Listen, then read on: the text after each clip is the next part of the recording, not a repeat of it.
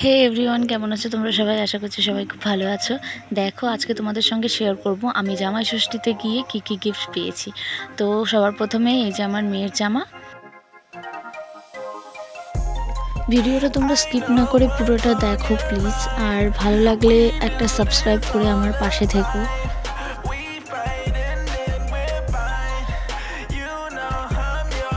এটাও আমার মেয়েরই, দুটোই ওর।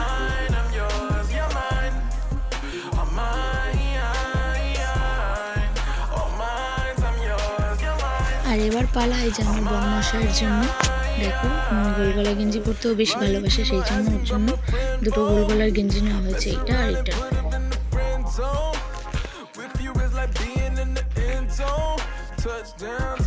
আর লাস্টে দেখো এই শাড়িটা আমার মার খুবই পছন্দ হয়েছে, সেই জন্য আমাকে দিয়েছে এই শাড়িটা। তোমাদের কেমন লাগছে আমাকে জানিও। আর মেইন যেটা তোমাদের দেখাবো সেইটা হচ্ছে এই দেখো, এইটা না, আসলে এটা আমার খুব শখ ছিল যে এরকম একটা আংটি বানিয়ে পরবো।